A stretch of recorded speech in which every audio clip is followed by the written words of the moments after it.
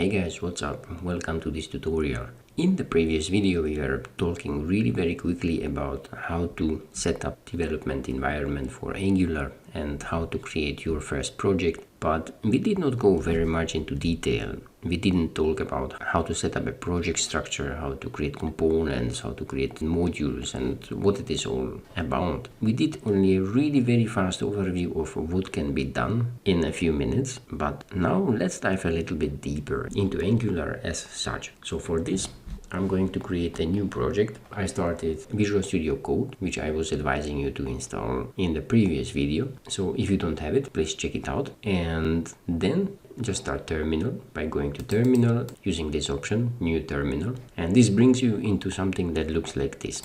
What I will do now, I am in my user right now, which is Angular development. So I will go into documents because I know it's there. And I will go to Angular projects. I know I have them there, and I will create a new project using the command ng new, let's say first project, without any space here. I will click enter. Now I should get a question. Would you like to add Angular routing? Yes, I want, because we will be talking about routing as well. SCSS is my really preferred option for style sheets because it's really widely used on most of the projects I ever worked on, and it's truly comfortable to work with. So SCSS it is. So now Angular CLI is creating the project for me and installing npm packages. This will take a while.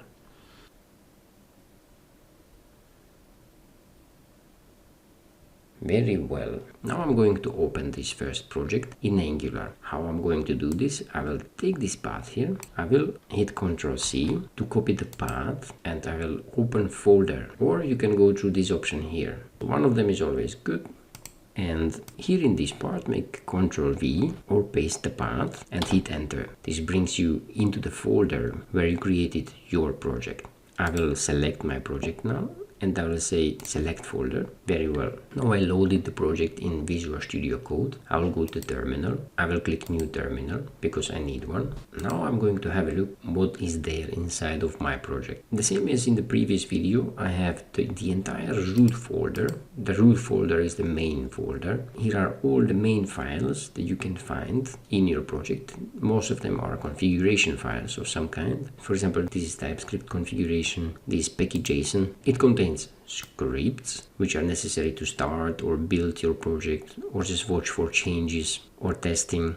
It contains information about settings, dependencies. These are all the Angular libraries that are used currently. You can see I'm using Angular 12 and these development dependencies. You can find things like version of Angular CLI, compiler CLI, what kind of testing system we are going to use. Here are the types for Jasmine and the libraries for the unit testing themselves and the TypeScript. Now let's go have a look at what is in the source directory. So here we have the app directory. This is a very important folder. It contains the code of the project itself. Here are assets. They contain things that the client can see. As usually most of the project is hidden from the client because it's compiled. Assets are not. Assets are visible to the client. Then we have environments for production and for development. Then we have here the index.html file. This is the main HTML file which gets loaded first and contains also the title of our project.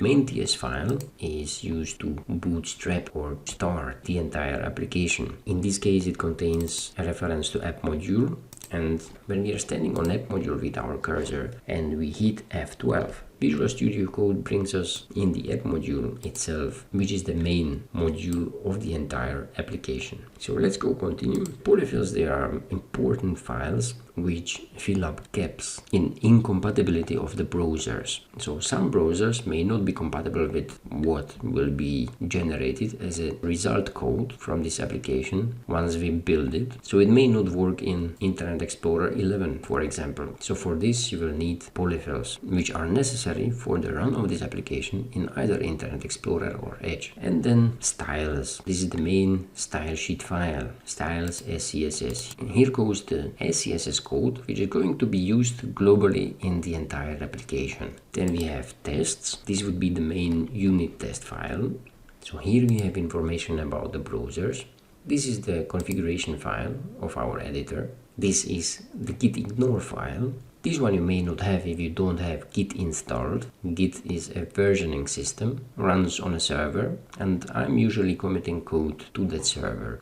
Here you can see all the changes of my Git, and the gitignore file contains all the information about all the folders which are supposed to be ignored, which are not supposed to be committed. It's usually generated or pre-generated or installed code, like for example this node modules. It is a dependency which is installed from the internet, and every developer installs these on his own. Then angular.json, this is the setting file of the Angular application. Karma.conf.js, this would be the settings of the unit testing system, which is called Karma, and these are plugins, libraries which are being used for testing.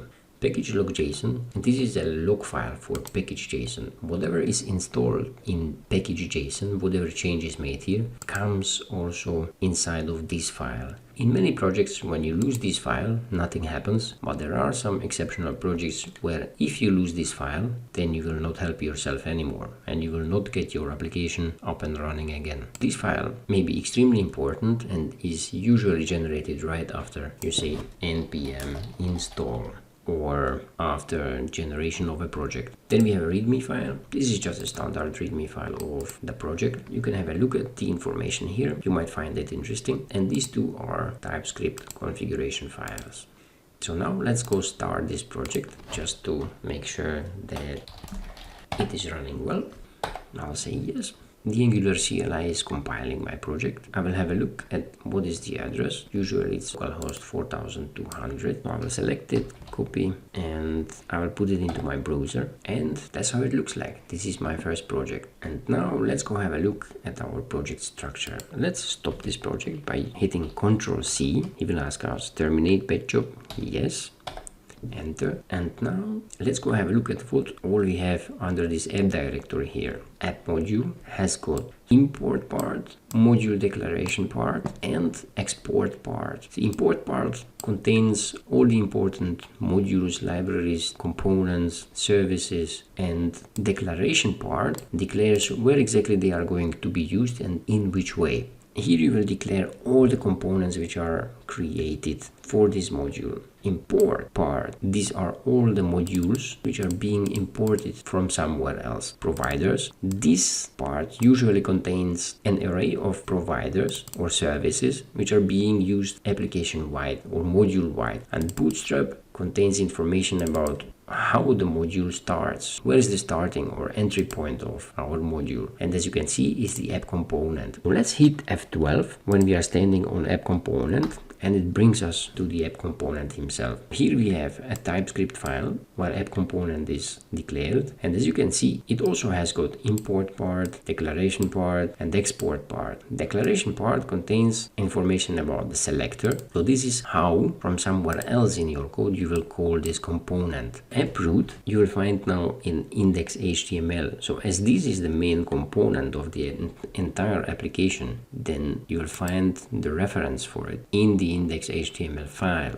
So this app component is practically the source of your entire application, or entry part to the code of your entire application. And as you can see, it shows to one HTML template, which is this one, and one style sheet. The style sheet, I think it will be empty. Yes, it is. And HTML file, for some unknown reason to me, this is how Angular CLI is pre-generating these projects. Here you have all styles and all HTML on one huge pile of code, which is really bad programming practice. I can show it to you in such a way that I will just take all the styles here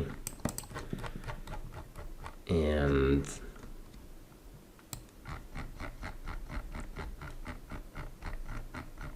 I will copy them out and I will save it. I will put them into this SCSS file. I will save it. I will take this out. I will save it. And now when I will start the project again, it should run the same way as before. because all the references here are actually working. In one component I have a reference to HTML and also to SCSS file. See, he compiled successfully.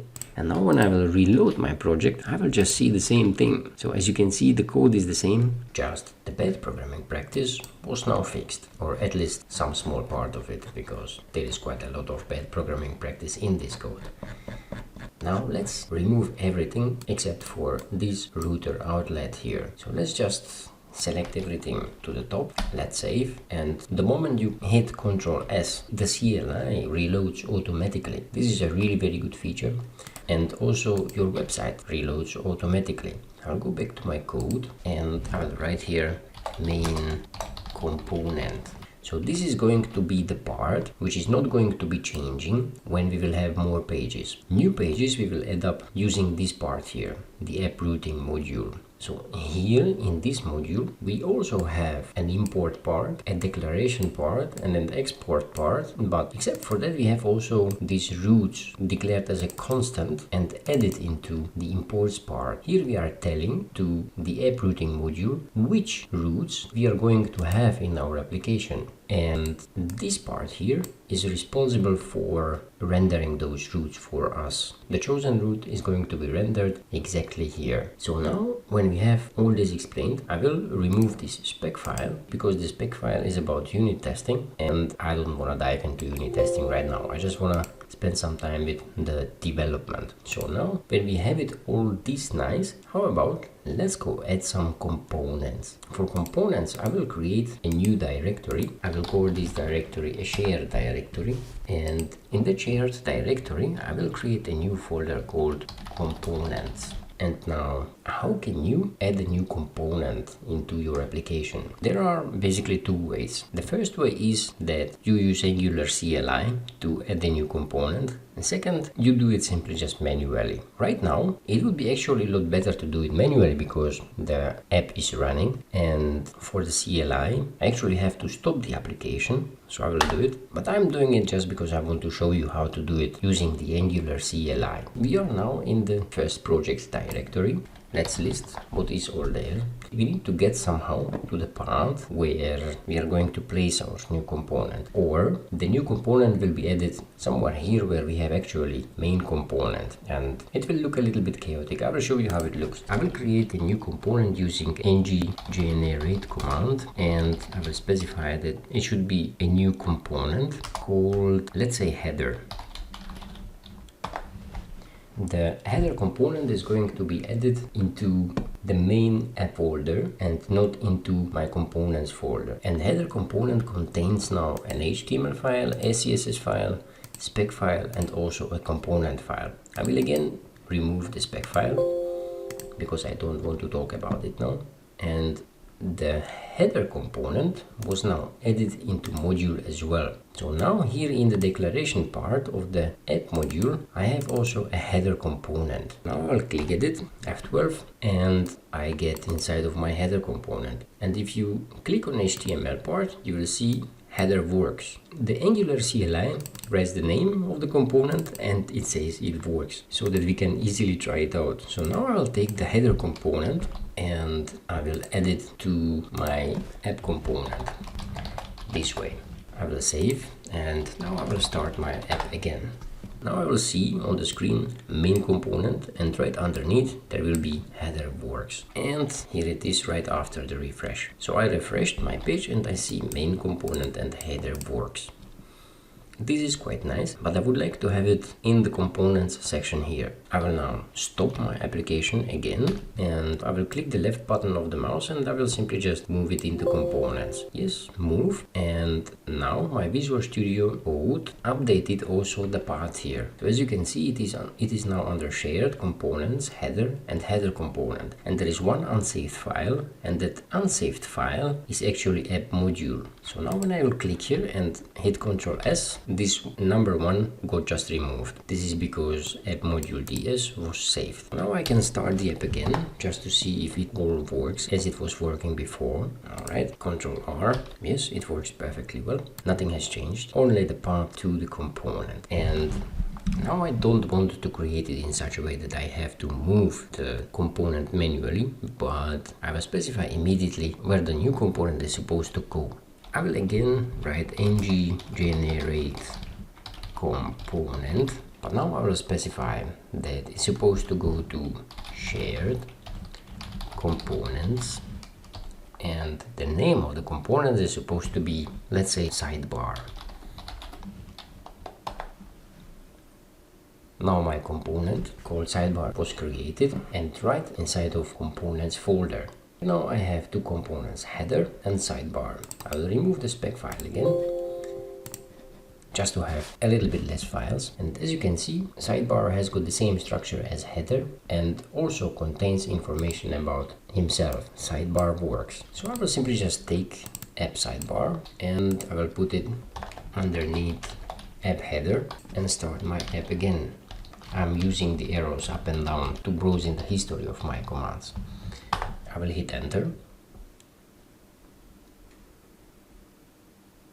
Alright, and I will refresh using Ctrl R. Perfect, sidebar works as well. Alright, so we managed to create two new components. Let's stop it again and let's generate a component one more time. This is to show that it's possible to generate the component also differently. You can do it simply just so using ng shortcut for generate, SG, and C as shortcut for component, and then specify the path. I hit enter, and as you can see, another component was created. I will again remove the spec file, and this component, as all the previous ones, also contains information about his own name and that it works. Okay, but this time we don't have to try it out because we already know that it works. And now let's go browse to our component folder. So let's go to source. Let's check it out. Super. Let's go to app. Let's check it out. Perfect. Let's go to shared and let's go to components. This looks good. Now we can simply just write ng generate component as ng-gc and the name of the component as, for example, the new component. And now hit enter. The new component will be created directly into our components directory. Now, what is the another way of creating a new component when you have the Angular application already up and running and you cannot use the Angular CLI? Is that you simply just create a folder yourself, another new component, and then you create the files yourself as well. So I will copy the name of this folder here by pressing F2. If you have a Mac, just press enter and then it will change into the edit mode. Then hit Ctrl C or Command C on Mac, and now right click, new file. Here just make a point and now TS. Now do the same thing, F2, enter on Mac, copy the entire name, Ctrl C. I have Windows, so I will talk about my hotkeys. Now new file, Ctrl V and HTML. And the last file that we will create is the SCSS file. Alright, and now what to write here inside of this. For this I will simply just go into main app component. I will select everything, I will copy it, I will go to another new component, I will paste it here. Now I will copy the name of this another new component. Here I will add a minus and I will rename this part as well into another new component. This I will remove, and for this part I will copy the name again and I will just edit everywhere. So here we have the import area, we have the declaration area, the export area, we have the name of the new component, we have a selector which has to be unique, template URL as another new component. If you wrote something wrong here, then it will simply just not be found. But right now we don't have any checks here, and also Angular still doesn't know about this component. This is because we did not add it into app module. So let's select it. Let's hit Ctrl C to copy the name of the another new component. Let's click on app module. Let's add it into our declaration part here. And now when you come with your mouse over another new component, this quick fix part appears. So click on it, and as the only and first option you have import and where from. Click at this, and as you can see, another new component has been added for me, and I will hit Ctrl S to save it. And now whatever we write inside of another new component TS will be checked. Let's now create some mistake here. Let's, for example, change the reference to something which doesn't exist and hit Ctrl S. And as you can see, immediately we have an error here. And if we go to our application, it will say failed to compile. So we have to go back. We have to fix it by Ctrl Z, Ctrl S, coming back, and see, everything works. And now let's add a similar naming to our component as in the previous file. So here we had header works, and here we will have another new component works. Ctrl S, and I'll copy the selector and add it into your app component and add it underneath all other components. Hit Ctrl S, and as you can see, another new component works as well. So now we have the main component and all other components. All of them are working. This one was added manually. And now all the ways of how to create a new component that I was now talking about were based on having just one Angular CLI up and running and your application being served from that Angular CLI. But how about having more terminals and more command lines? And that's why also more Angular CLIs running. And Visual Studio Code enables you just that. For example, adding a new terminal here. So if I click this button, then I will run a new terminal instantly. Now I can click through between those terminals and select them by will. Now I can use this terminal to do whatever I want. I can go to source back again, I can go to app, and I can go to shared, I can go to components, and I can create a new component here just like that. While my app is actually up and running. Now this just like that component was added into my app module. That app module was saved. Here you can see it in the declaration section. The running of my app was not broken up. It's still here. When I refresh it, everything works. And now I just take this just like that component that I just created and I copy it into my main app component. I will save. It already reloaded instantly. And now my just like that component is added here. So this is a super efficient way how you can work. Another way how you can do this is, I will now take this away. Another way how you can add a new command line is using this button here. Then you will have them next to each other. I will click it here, and as you can see, he's telling me one I have as node and the other one I have as PowerShell. And in the PowerShell section I will just write cd source, cd app, cd shared, cd components, and here I will create component called PowerShell component.